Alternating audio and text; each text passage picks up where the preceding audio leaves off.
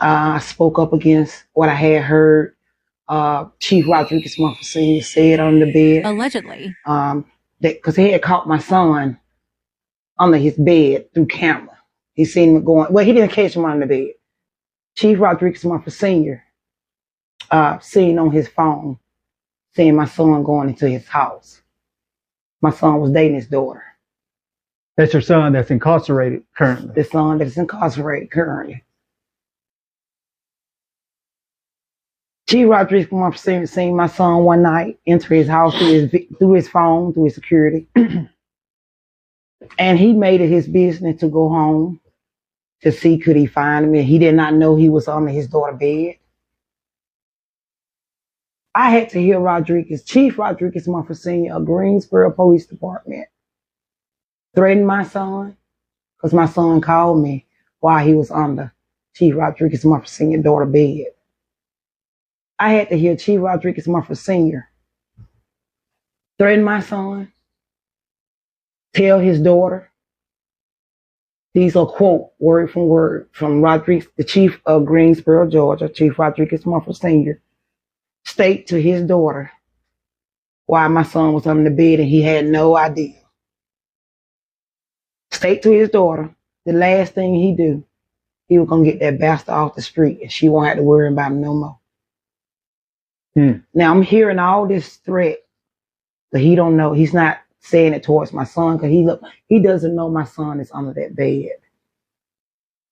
He's saying all these bad things to his daughter, him and his wife. I had to hear this through my son's phone because he called me because he was so scared.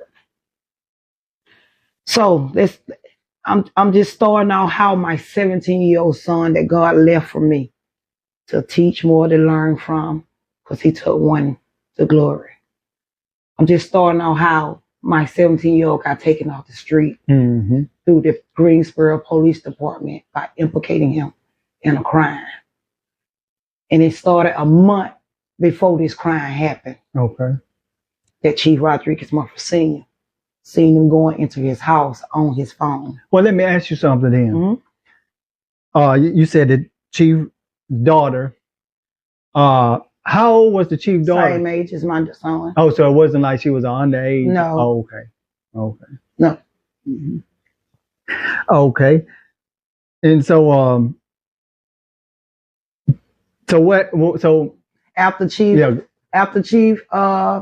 me hearing the chief state what he said to his daughter about, you don't have to worry about that bastard no more. I'm getting him out the street and you don't have to worry about him anymore. He stated that to his daughter. I had to hear that.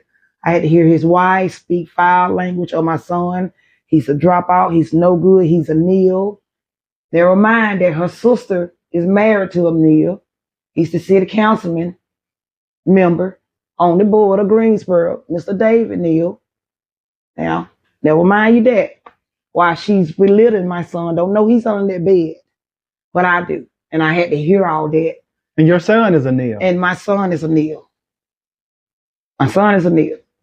So, to that statement, when he did that, and I'm listening to it, I'm getting nervous because I know me talking to my son and telling him to hang up, I'm thinking that he might hear me, breathing a little too loud. So I hung up the phone. And maybe 5-10 minutes, I'm thinking on what to do, who I need to call. Maybe 10 minutes, 15 minutes later, my niece called me, Jessica Brown. She said, Auntie, Rodriguez Mumford Sr. out here looking for your son. Come up, go find him. My niece did not know that I just heard Rodriguez Mumford Sr. speak to his daughter about my son while my son was on that bed.